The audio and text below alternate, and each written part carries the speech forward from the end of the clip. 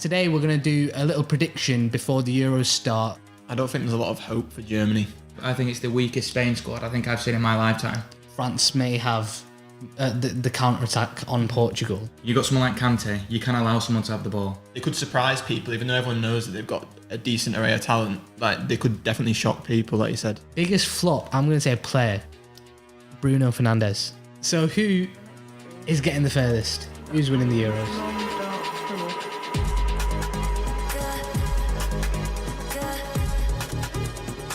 Hello and welcome back to the Tactic.talk podcast.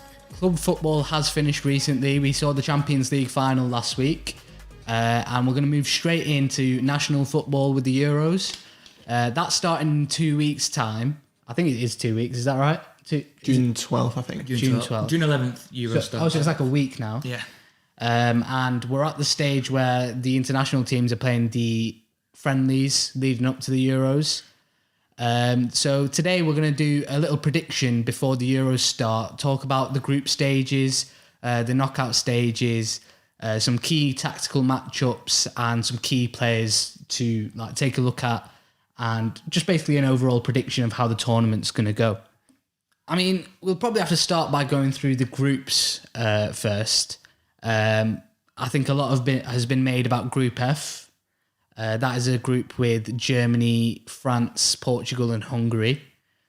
And we'll probably touch on that last, but we will start by going through Group A to E and just talking about some key matchups that we can expect from the group. We'll start with Group A. We've got Italy, Switzerland, Turkey and Wales. Yeah. Then we've got Group B, Belgium, Denmark, Finland and Russia. Group C, Austria, Netherlands, North Macedonia and Ukraine. Group D, Croatia, Czech Republic, England and Scotland. We got Group E, Poland, Slovakia, Spain and Sweden. So from all them groups that probably just went straight out of their ear, which was that? Which group or tactical matchup that exclusive from Group F do you think could be interesting to look at? I think England-Croatia is, obviously we know that's got history. History. Well, one game. History, one game, that's big for England. I mean, we've got a Croatia team which has been weakened over time. I don't think it's as strong as it was in the World Cup. And we've got an England team which is probably strengthened. Everyone's calling it the golden era of English football. I'm not calling it that, but I know. Who's saying that? Who's saying it? Well, I was since Lampard and Scholes in like 2004, that era. It's like the best we've had since then. Yeah. Right, okay. I feel like that's definitely. I mean, I think we should ramp him, but it'd just be nice to get a bit of revenge. Right. And tactically, you said that Croatia's sort of been on the decline. That's mostly because a lot of key players like Perisic, Modric have been aging. Yeah. Would you say that, and obviously England on the increase, on the up, they've become a lot more dynamic with players like Mason Mount, Phil Foden, Rashford hitting a bit more form, not recently though. Do you reckon that the matchup there is going to be a lot of technicality from Croatia versus a dynamic setup from Southgate? Well, I only touched on that matchup basically because of the history. I think we should plough every team in our group realistically. I'll just repeat that group. It's Croatia, Czech Republic, England and Scotland. So do you think tactically, on paper, England have the better of 100%? 100%. I think, well, we've talked about how England in the past... Have we talked? Yeah, we talked about this on a different podcast, I think. Yeah, that was the first one. We don't want to focus too much on England today, but just in this group particularly. We weren't sure how England were actually going to set up because we can set up in so many different ways because we've got such a good depth of players. We don't know who's going to start in what game. And I feel like because there's that amount of depth in the squad to play different teams, no matter who we play in that group, we should be beating them. Right, okay. Luke, in the remaining groups, is there any specific matchup that you're looking at thinking like that could be a good tactical battle? A tactical battle? Tactical battle. It's tough because I actually think that other than the group we just touched on there in Group F, I don't think any of them are that outstandingly Do you think they're pretty set in stone who's going through in these I groups? think they're pretty settled in. I think you could argue that Group A could have some in there. Yeah. And I think that maybe Do you want to just say what Group A is? Just to remind? Italy, Switzerland, Turkey, and Wales. Right. I think that with Italy, you never know what Wales can pull off a shot like they did in the last Euros, didn't they? What did they get to? Quarterfinals, semi-finals? Semi-finals. Against Belgium, it was Hal Robson-Carney. I remember a Cruyff turn. That's about it. Yeah, because didn't Portugal knock Wales out, didn't they? Yeah. Yeah, because I remember Ronaldo and Bale again. Yeah. But and that group could be good, but I feel like I think that Spain could be interested in this to watch in the Euros because it's as easy on paper as that group looks for them. Yeah. Poland who's that? Sorry, Slovakia and Sweden. I don't know. They could struggle because I don't know about you guys, but I think it's the weakest Spain squad I think I've seen in my lifetime. I'd say they have improved from the 2018 World Cup in the sense that. They've not taken Sergio Ramos. I think they've gone down a different direction this time round, whereas last time they were sort of hitting a stagnating point. I think it's not a stagnating squad this time round. Luis Enrique, I think, to take the one that really shocked me was Eric Garcia. To take Garcia, that. And you got Pau Torres in there, and then it's Laporte and Pau Torres. Azpilicueta's also there. Yeah, but I think that Spain Poland could be intriguing when you got. Well, everybody knows he's probably been the best player in the world for the last 2 years now, probably at the moment, Lewandowski. Yeah, definitely. Him in there. It'd be interesting to see how that one plays out. But like you say, I think pretty much all the matchups, other than the two groups you've mentioned, are pretty much set in stone. It's going through. Set in stone. Right. So saying that, we will move on to Group F, the one where it's a bit more up in the air, who finishes first and second. Just a reminder of what the group is. It's France, Germany, Portugal, and Hungary. For the sake of just don't talk about them. Well, actually, we have to. Well, we'll talk about them. Hey, they're gonna go through. I'm telling you. But we'll sort of pass over Hungary, and if they do go through, we're left with fucking a massive gap that we've got to fill later on. Yeah. But just for the sake of this, we'll talk about Joachim Löw's Germany, Didier Deschamps' France, and Fernando Santos' Portugal. We know we'll delve a bit deeper into the tactics. We didn't really go into it in the first part where we're talking about the other groups, but with these very different tactical setups, taking that into account, obviously France and Portugal probably the favourites to go through. Mm-hmm. What do you expect to see? I'm just going to leave it quite open-ended. Well, I think with France, we know what we're going to get because obviously they've had success in the past in the World Cup. So we'll see the same Deschamps team that we've always seen, that 4-4-2, maybe that defensive midfielder that plays on the left-hand side. It was Matuidi last time. Yeah, and it shifts into that 4-3-3.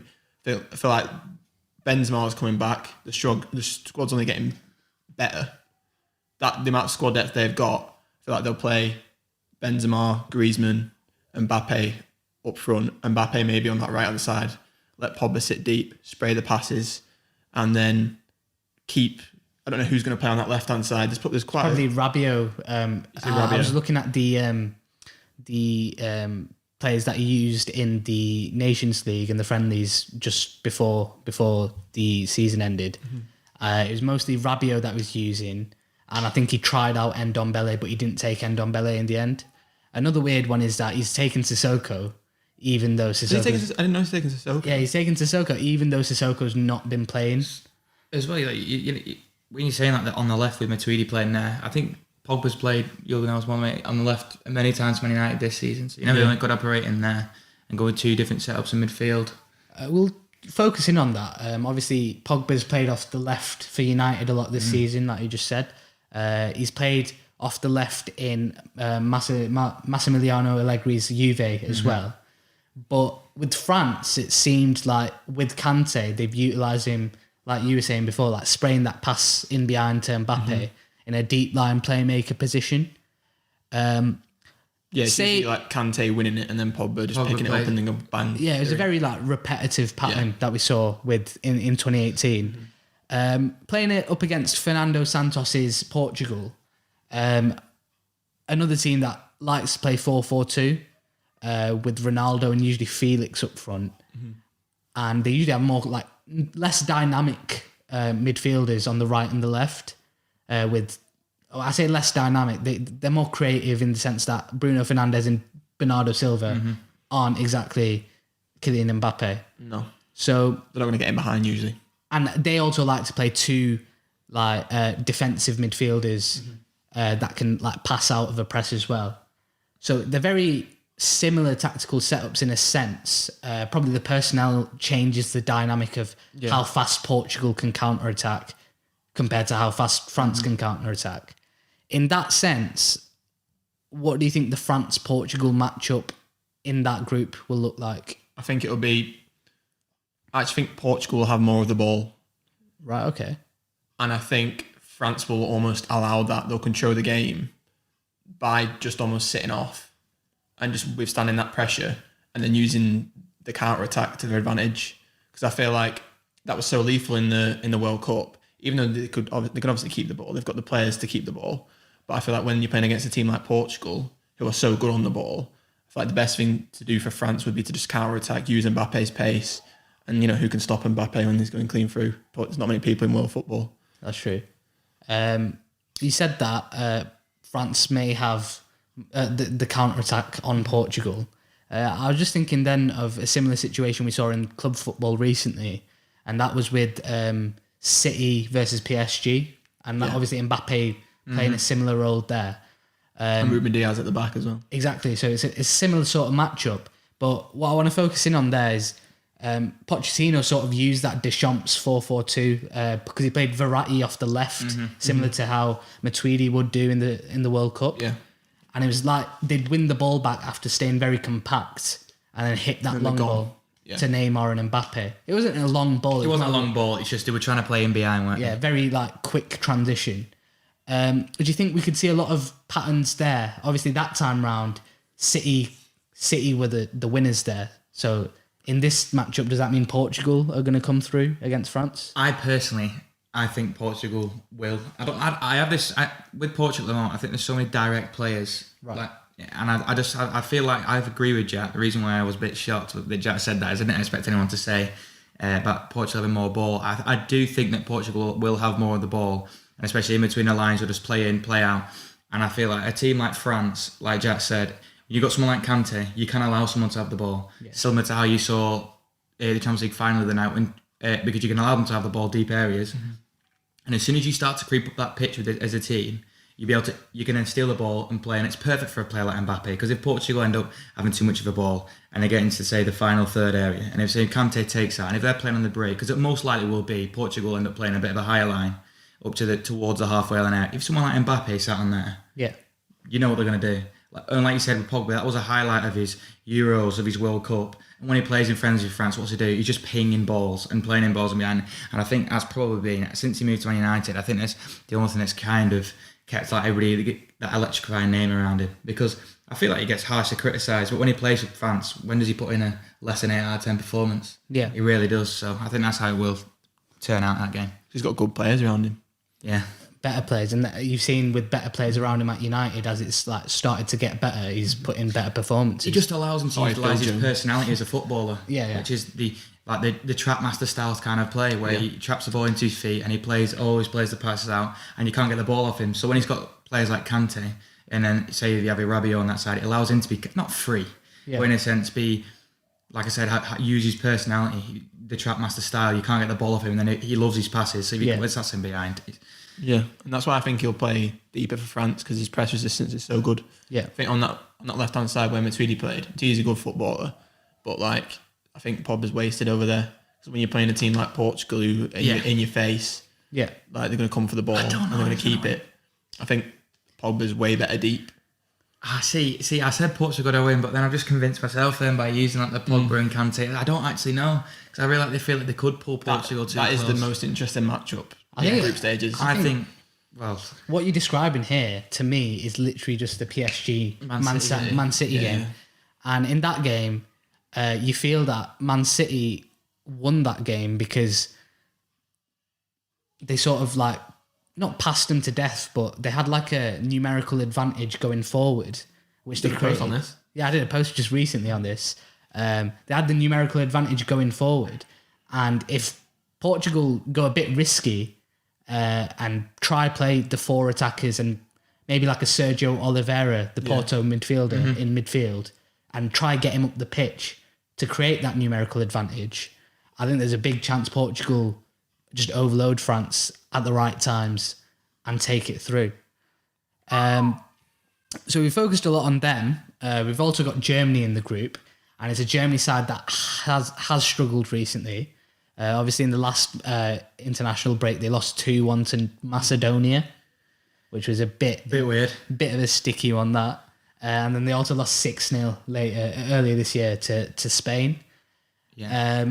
Joachim Löw, he has switched it up from what he's usually been doing, and he's been playing like a 3 at the back sort of system, usually with either like a Robin Koch or... You been what? or Emre Can sitting in centre back. And he's had Sane or Gersons in wing back. Yeah. And we were bringing it back to City, PSG, like we were bringing France and Portugal to club football. With Joachim Löw's Germany recently, it sort of looks a bit like a mix between a Tuchel Chelsea system and I was thinking that, yeah. and a Gasperini like Atalanta system.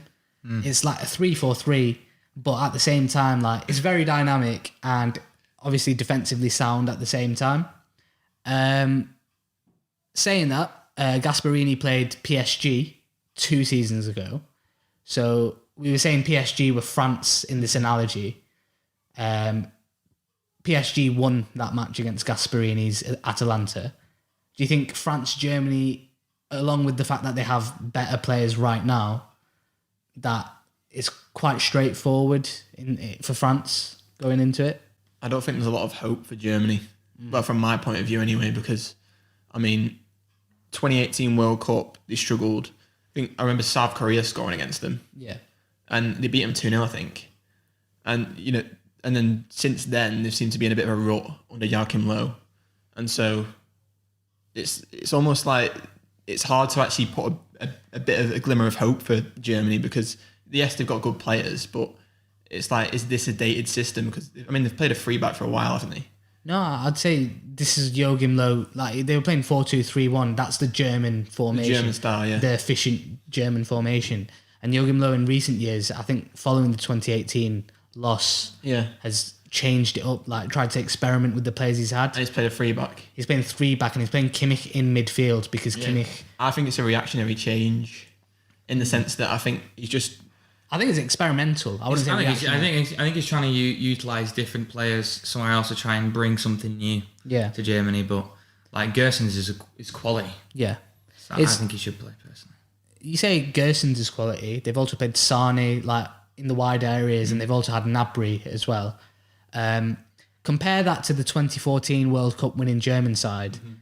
They were playing Ozil and Muller as the wingers, and they're not wingers. They're a different sort of team than they used to be in 2014. Yeah. Obviously in 2014 they had Schürrle off the bench who was really good that tournament, but he was like the surprise impact winger.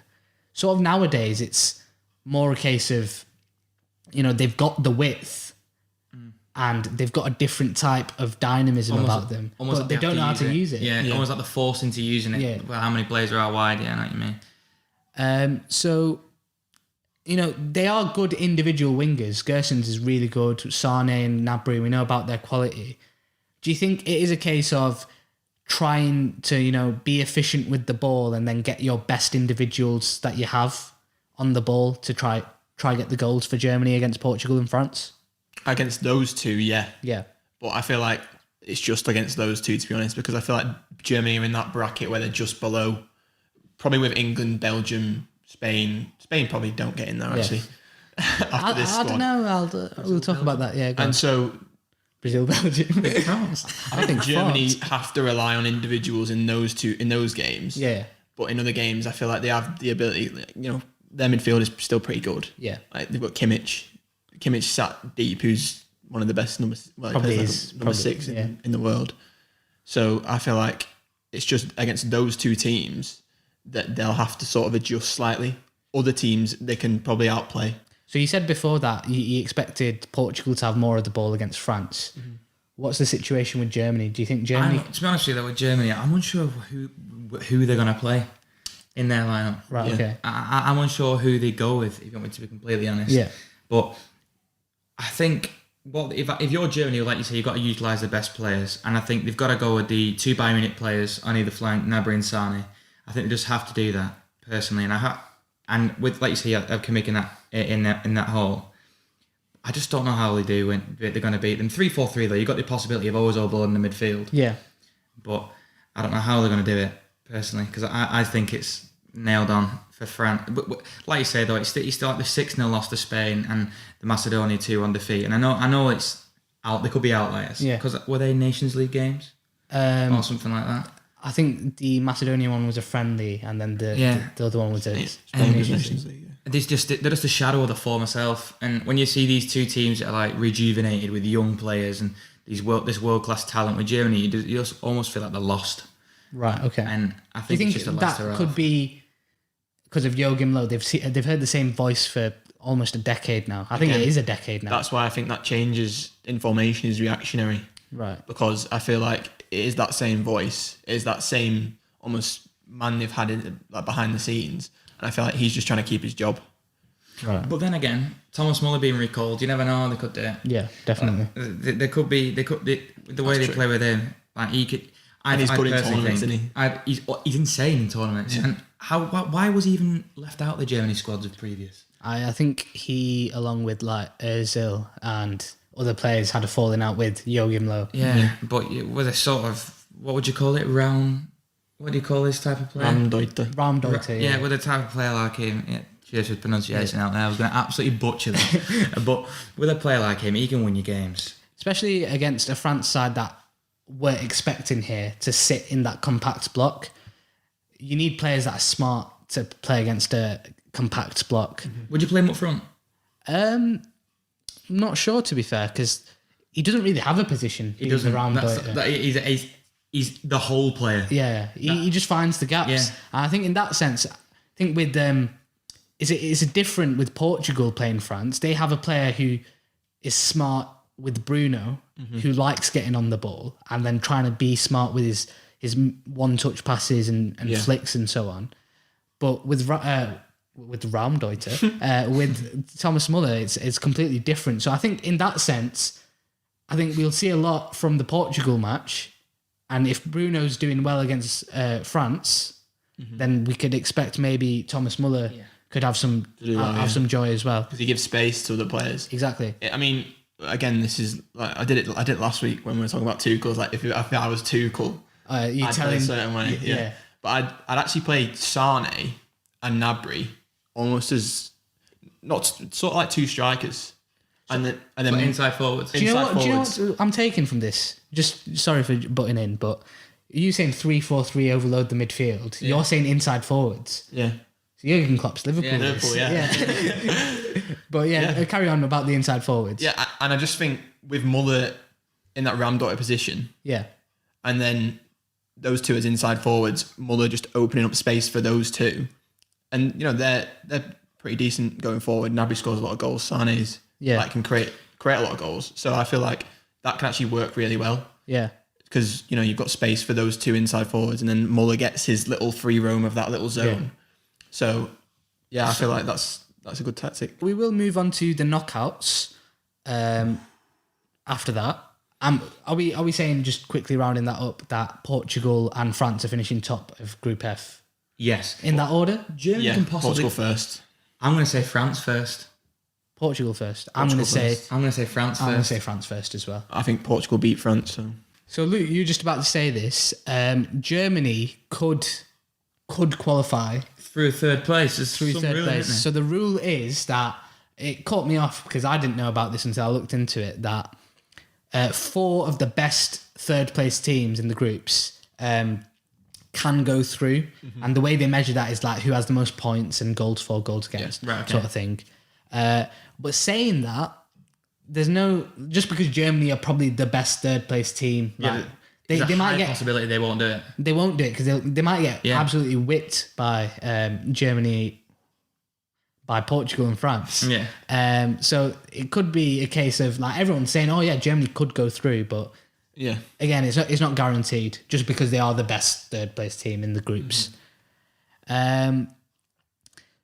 But we will talk about the knockout stages now, and it's weird because to predict the knockout stages, we have to sort of predict the draws that come up. Obviously, we know how the seeding's going to be, but a lot of it is that you could play a team in this group, or this group. Mm-hmm.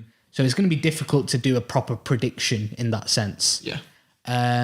So a way that I thought we could organise it is by categorising the teams into who's most likely to win it and who's possibly could win it. And then we've got like the outsiders of the groups. The dark horses kind of people. Sort of the dark horse. Well, we have the outsiders, then the dark horses. Yeah, okay, yeah. So we'll make 4 categories. The shit. Well, we just won't talk about them. I think the one that is most likely to win it, we've covered in depth, is France and Portugal, unless you want to throw someone else into that category. Nah, not really. They're like the favourites, aren't they? Yeah. And then the second one is like they might win it. I'm saying, well, I wrote down here Belgium and England, and then I put the likes of Spain, Netherlands, and Italy just a category below that. Do you agree with that? See, yeah, I agree with it, but I don't know if it's just because I'm English. This is the thing that would be interesting to see, like in your it's comments. Like people call us out on it. Like, do you actually think? Yeah. Do you actually feel the same about England as we do? That they've got a really good chance on the same level as Belgium, or are we just a bit biased because we can't really gauge it, can we? I mean, I'm critical of England. I'm saying it more on You've the got case. a bit of something in your heart for them, haven't you? I feel like we're Belgium and England. I feel like Belgium are above England. I feel like there should be Belgium in Cat B, then England should be in like it's B.1. B. Right, okay. Not to be bananas in pajamas like B1, but it's morning B1. But I feel like Belgium are almost Cat A. I think the only thing keeping us with Belgium is the quality of English players recently. Yeah. And I sort of put them. It's not Southgate, is it? I sort of put them in the same category because both. Well, first of all, Southgate. I feel everyone's a bit up in the air about Gareth Southgate. It's sort of like his if he doesn't do well in this, he's gone. Well, I agree with you. I'm not biased towards England at all. Not you. You're hard Brexit over there. I'm not. No.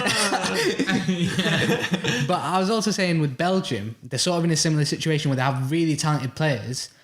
But I'm not really convinced on Roberto Martinez. I don't think the entire nation of Belgium is. No. Well, some people in Belgium probably. I don't know everyone. You just got to look at the key players, aren't you? Like Lukaku, De Bruyne. So that's why I put them in the category together. And then just below that, I put Italy, Spain, Netherlands, probably Germany, Croatia, Poland. And then underneath that is the dark horses. So we're just going to pick out some key teams from there. Okay. And then say what problems they could provide any team in general, not just a specific team that they're facing. But we'll pick out some teams and talk about what are their tactics, what are their key threats, and why would someone not want to play them. Okay. Take your pick. If I'll let you, Corn, you could start. Which team would you like to talk about first out of these ones here? Italy. Right. Locatelli. So we put them... Right? Locatelli. That's all you're going to say about Italy. That's it. Right. Italy, honestly, they're managed by Roberto Mancini. He's been playing a 4-3-3 because of the abundance of midfield talent he's had recently. And I genuinely think they're outside candidates for winning the Euros. So do I. Genuinely. That's why I said him. Is that your dark horse? Yeah, that's who I just picked him. Not my dark horse, but someone that I think that is not being spoken about but could genuinely win this. I genuinely agree with that. And Jack, if you agree with it, it'll make for a pretty boring conversation. Yes, so. You say, shut up. Yeah, I don't actually necessarily agree with that. To be honest, I feel like Italy have been forgotten about in recent years. Like, when we talk about the winners of tournaments, no one really seems to mention Italy. I feel it's because they've not really got a massive individual. Yeah. We've got Harry Kane, we've got Germany, we've got Thomas Muller that are coming back, France got Benzema. Italy, who do you think of? It's just an abundance of sort of talent that's at the same level. It's spread out. Yeah, and it's sort of hard to I mean, they've had a tough decade in the last 10 years. Was it 2018 they missed out on? They didn't qualify for. I think it was. Yeah. You always think of the centre halves when you think of Italy, don't you? But I think this time round, as good as the centre halves are, I think they've got Bastoni recently. Yeah. I don't know if Bonucci and Chiellini have retired or not, but if they're still there, they're about. Yeah. But I just wanted to focus less on the centre halves, like you said, but more on the midfield. Stacked. Locatelli. But I don't think he gets into the three that I'm on about, to be fair. But Ooh, that's controversial. That It's really his whole not. team, and you just shattered it. it's really not. It's Nah, to be fair. you got Verratti given. Yeah. Most underrated player in world football. Fuck me, you're coming out with some big ones today. Yeah, that's a title that for a video. Verratti. Yeah. Well, I'd say my most underrated player and someone who we'll talk about later is Nico Barella. He's also in the midfield next to Verratti. I think because Jorginho won a Champions League recently and he has been performing quite decent for Thomas Tuchel, he's in there as like the central player. I think what we see there is combined with the wingers that they've got in Chiesa, Bernardeschi, Insigne, Berardi. And Chiesa's been on form this season. exactly. I think a 4-3-3 with the players that we're talking about here, we keep bringing it back to club football, but without taking the piss here. Roy Hodgson. Yeah. Without taking the piss, I think we see something similar to a Barcelona style play in terms of personnel, not in terms of like the philosophy, because they're not going to play I know direct you tiki taka. tiki-taka, yeah. But the press resistance of the midfield, the wingers profile in a similar way to like the likes of David Villa and Pedro and De Guardiola, and without Messi, they have a target forward in either Immobile or Belotti. So I think they've got a lot there that could cause problems to teams that sit back. So if we do see, I don't know if France and Italy can play each other, but I think that would be very interesting. They can do eventually, can't they? Like If they get to the final, for example. But if that was to happen, or a team that does like to play counter-attack, I think Italy can cause a lot of problems because on the ball, they're very good. yeah, I'd agree with that. I think because they have been so forgotten about almost, they're sort of like a mid-tier dark horse. Like they could surprise people, even though everyone knows that they've got a decent array of talent. Like they could definitely shock people, like you said. Yeah. Like you said, the press resistance in midfield could be a major problem for many teams. Once they beat that past that line, when you get to that front three, they can cause anybody problems. Yeah, especially when like you got Chiesa. If you can Chiesa's hit on that, fire. Immobile is what was it? 2 seasons ago, 36 goals in one season or something. Yeah. He's quality. So let's just see how it plays out for him. Yeah, so I think we had a full podcast on England in the Euros. So we've talked about them a bit today. So we won't go into detail with that. But other than that, we will talk about Belgium. And just what I wanted to say about that is, I said before they're in a similar situation to England in the fact that this is to me personally, I don't rate Roberto Martinez. I think he's put his players in a very easy, like if I saw Belgium's team, I'd put him in a 3-4-3. And I think you would as well. Yeah. I think most football fans would. I think he's been not carried, but a lot of it has been down to the class of Hazard, De Bruyne, Lukaku. This time round, Hazard Declined. He's declined since 2018, hasn't he? Like deeply. Yeah. And Could be due to change of scenery and it just not going right for him at Yeah. Madrid though, because he probably will have a very good Euros. so saying that, I just want to keep it open ended. What are Belgium's chances in the Euros coming up? Well, I think, like you said, it's similar to England in the sense that if they can get it right tactically. Do you think it matters on tactics? Because I was sort of alluding to the fact that it doesn't. They've got individuals that can sort of just... I feel like you were right in saying that Martinez has sort of just looked at a team on paper. Everyone plays at 4-3-3. Everyone knows, that's how they're going to play. Individuals are going to obviously make them win matches. And so there's nothing really like outlandish that Martinez is going to do tactically to make them have that extra advantage. And so it's just genuinely about, for me, if individuals can perform in the moments. And, you're talking about Hazard. Hazard probably might kick on in the Euros. You never know. But I think it's genuinely just dependent on individual performances. It's similar to what we said about Germany, innit? Just use the players in the right places and hope they turn up, kind of. Right. But I think Germany have got more of a set system with someone like Jurgen Löw. He's probably going to do a lot better than Martinez. I just feel like Belgium probably misfire this year. Do you reckon? I probably think so. Yeah. I mean, I'd say Belgium's systems. I'm going to oppose that and say Belgium's system's been consistent, and even though Hazard has fell off a bit, I think De Bruyne stayed at a consistent level since. I know he broke. They're currently rated the FIFA's best team in the world, aren't they? Who's that? Belgium. Really? Yeah, the number one, which is a bit strange. I don't know why. It should be France because they're the World Cup winners. France. Yeah, well, and they've got I don't understand how they've engaged that because France have got the best team. It's weird. It's that off point system. Yeah, it's weird. By the way, I think the reason I don't think they will misfire is because even though Hazard's fell off, a certain Romelu Lukaku is on fire recently. Proved everybody wrong. And we'll go on to like sort of the players' side of it and the quick fire questions, because the next question was going to be who's golden boot, and the reason I don't think Belgium will misfire is because I think Romelu Lukaku's taking home golden boot. I think with the creativity of De Bruyne, obviously, Hazard, obviously, Tielemans recently, and Castagna, I think he's going to have so many chances, and I think he will take home golden boot. Who do you guys think will take home golden boot? I think one of the things over Belgium, when I say misfire, is just like because they've been a nearly team in so many tournaments now. Yeah, and I just feel like everyone's expecting them to not be that nearly team anymore and get there. Yeah. I just think instead of getting there, it's just going to misfire slightly. I agree. It's like, how did they get there? Do you know what I mean? Because they've had players in sort of prime levels. They've had Hazard, they've had De Bruyne in like really good periods in their career. They've had Lukaku, who in the last World Cup was still a good player. Well, he's quality, yeah. Still. So it's like almost how can they sort of stretch it? I mean, they also had Company, Alderweireld, and Vertonghen. So in that sense, they've actually got weaker defensively. Because who are they playing at the back? Yeah, I mean, I think Alderweireld still there. But yeah, they've lost. How do they sort of go the extra mile to make sure they win it when there's teams like France and Portugal? I just can't see it happening. Right. Are you talking about golden boot anyway? Yeah, if you want to move on to that as well. I'm saying Lukaku based off the reasons I gave before, but who are you saying about? I hate to say it, but I'm saying Cristiano Ronaldo. Okay. See, I think both of yours are better than mine, but I'm going to say something different. We're doing that quite. I'm going to say Harry Kane. World Cup golden boot winner though, wasn't he? Yeah.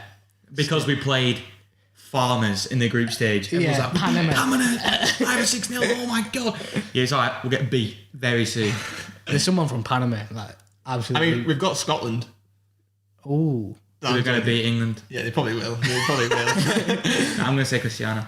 Right, you want to say anything on that, or should we keep it as a quick fire sort of thing? I mean, you can't really disagree with Cristiano Ronaldo, can you? It's, to be fair. You'll see why I say that in a bit. Yeah, because it's actually maybe Benzema. Benzema is a good shout. That is a big shout. His first tournament back in ages. He's probably favourite, probably. You know, yeah. Scrap Harry Kane. Yeah, fuck Harry Kane. That's what I was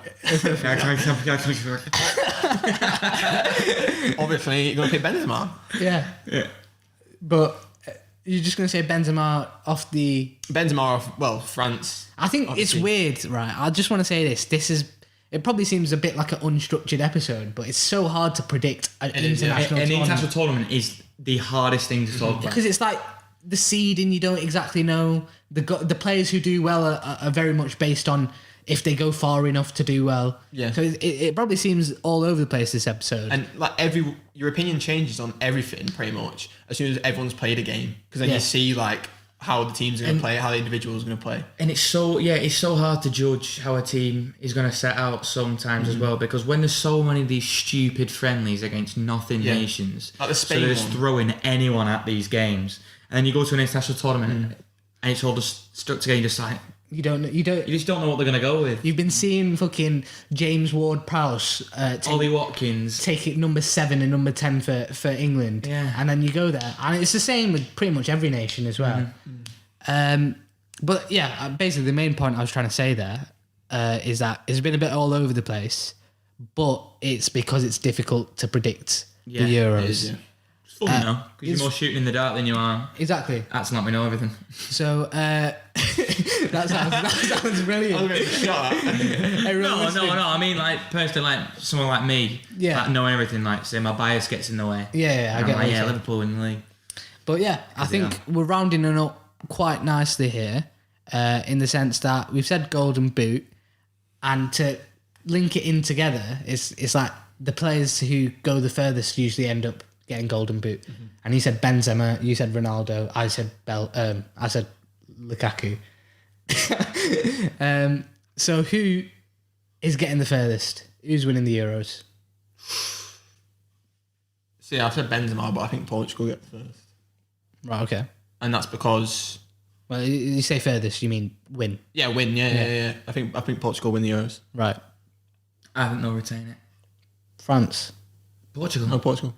Oh, the Euros, yeah. But I honestly, this is weird, right? But I think in the group, I think France will beat Portugal and they'll play each other again because it's possible for the players to get in the final. Yeah, definitely. Because they don't meet each other before, do they? Yeah, because they get put on the opposite side of the seeding. And I think they'll play again in the final and Portugal will win. That's big. And I'm just going to ask a question about that point. Do you think that playing them twice, like you said, it could happen? Do you think that will change anything tactically in, like, if they learn a lot? Well, there'll be that'll mean the 2 Euros in a row will be France-Portugal final, isn't it? Ooh. But yeah, if they do play each other twice, what do you think Fernando Santos or Didier Deschamps could learn about the opposition? See, we predicted that Portugal would have more of the ball the first time round and then France would counter-attack. I see France winning that match. Yeah. Initially. And then I feel like if that happens, I think Portugal will go more defensive and be a lot more reserved about like giving the ball away and almost reduce themselves to like a possession side rather than being like direct Cristiano Ronaldo. They'd obviously just try and keep the ball and limit that counter attack as much as they can. Limit the amount of turnovers that they could. So I can actually see. I reckon they go even more direct. You go even more direct. I think Portugal even more. Really? Yeah, maybe change it up. Go like 4-3-3 and just go. No, I'm kidding. No, I'm not really. I'm not Against really. France. No, I think they definitely could do that. I mean, they could do it, yeah. They've But definitely got the players to do it's it. risky, I think, against that France team. It looks like we've set ourselves on the fact that France and Portugal will play each other in the groups and then get put on the opposite side of the seeding and then play each other again. Yeah. So we've probably concluded the team side of it. I just wanted sort of like a quick fire round. We mentioned it a tiny bit before, just on players. I say quick fire, but you can go into detail if you'd like.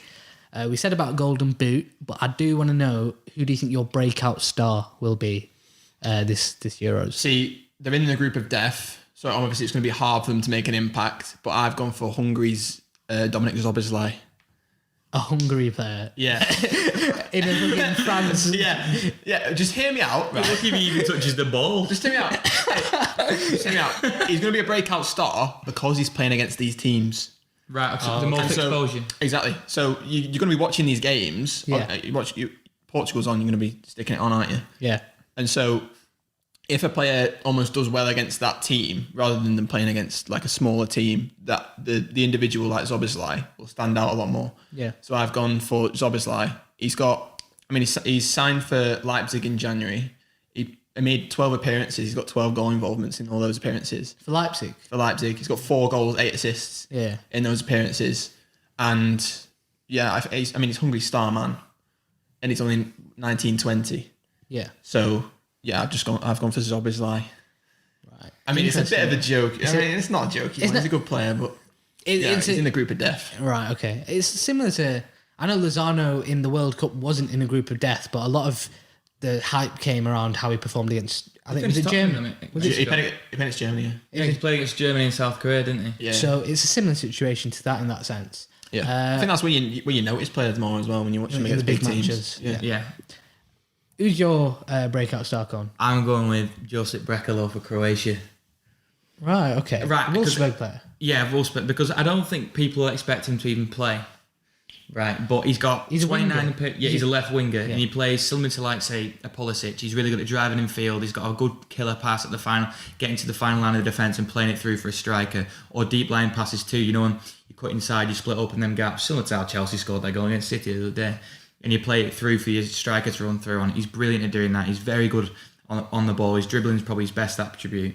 He's good at scoring goals. He's got 29 appearances this season in the Bundesliga, 7 goals, 3 assists, 28 appearances, I think. senior level for Croatia, and he's got 4 goals. I'm pretty sure. I might be very wrong. How old is he then? If he's 22. 22. 29 appearances for Croatia at 22. No, at 28. I'm not sure. I very well could be wrong, but Yeah. he's got 29 appearances this season in Bundesliga, 7 goals, 3 assists, and I think he's finished. The reason why I'm saying he's going to be the breakout star is because I think he's finished the season very strongly in the Bundesliga.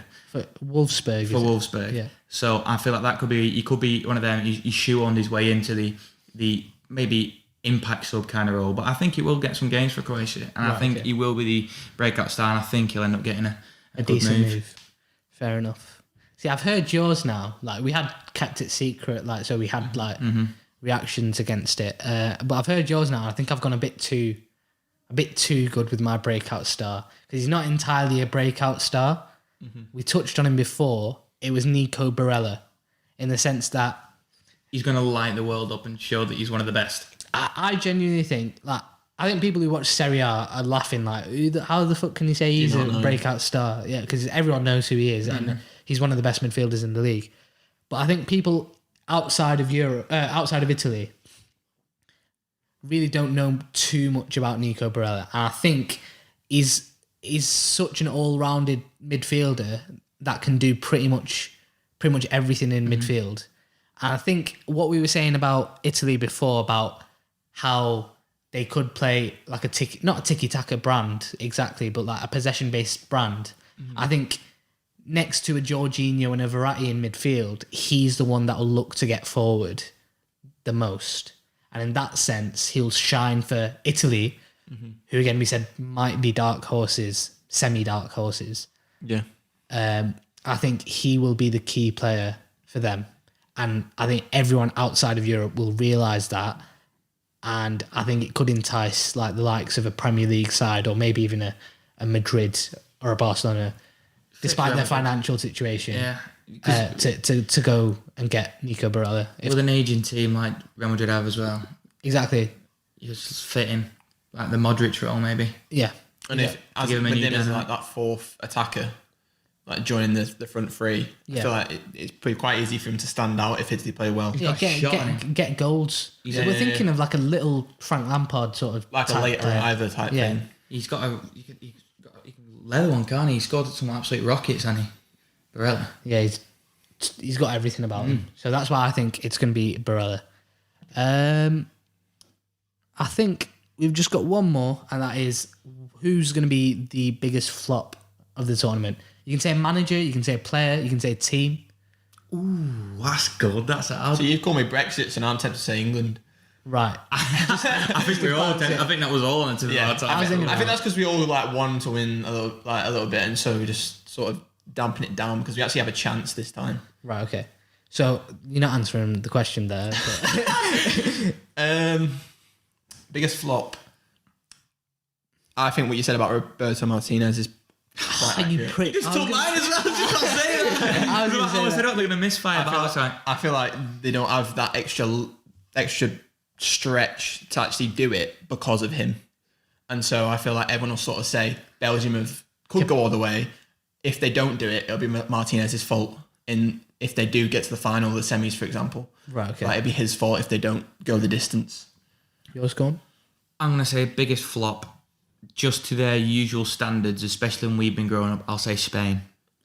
I think they're going to have a poor tournament because, like I said, it's the worst Spanish squad we've seen in a while. Obviously, it's not bad. Yeah. It's a good team. I mean, Gerard Moreno's been quality for Villarreal. 30 goals this season, exactly. But I'm just gonna say that to Spain's usual standards. I know they got knocked out in the group stage of the last World Cup, but the way we've seen them is this tiki-taka, unbelievable football team. But I'm just going to say they're just going to look like Ulster again. Right, okay. And I think they won't even make it past quarters. I think I've decided on one. Right. And it's sort of...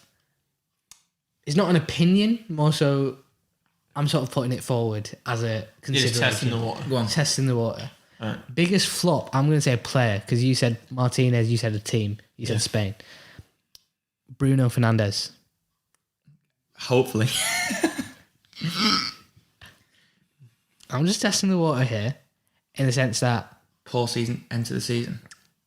I think, he's been criticised for the amount of times he gives the ball away for United, but obviously the counter argument is that he's the most creative. He's one of the most creative players in the world, so he has to do that. But like you said, in a team, in a group against France who want as many turnovers as possible.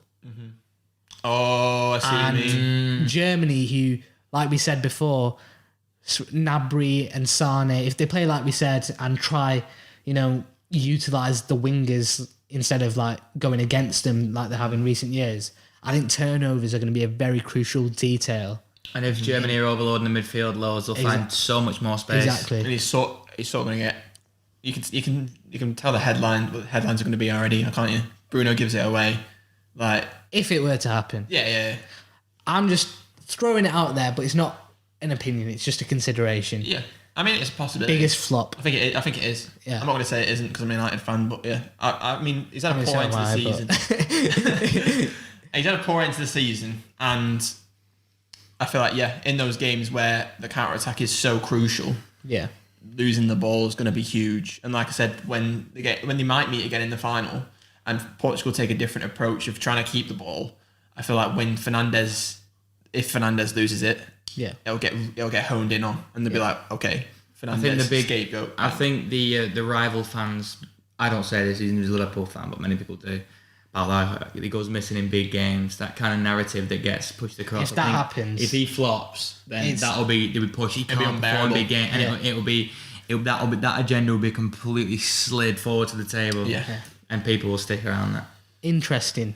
That is a very good clickbaity title as well.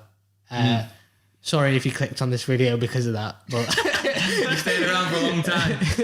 But I think that wraps up the podcast. So it was a bit of a messy Euros prediction, but like we said, it's a bit difficult to predict an international tournament completely when you don't know what the fuck's going on. But thanks for watching. Thanks for listening on Spotify as well. And 10k followers. Oh yeah, and thank you for the 10k followers. We literally hit that today. It was today. So thanks for that. Thanks for all the support. On to the next 1k, 10k, 100k, 1 mil. Maybe. One day. But yeah, thank you for that. And thank you for all the support. And I hope you keep supporting when we do eventually do our next podcast, which should be in the middle of the Euros when we've got more to talk about. Hopefully, maybe we have watch what's happening as well. Yeah, true. So thanks for watching. Take care.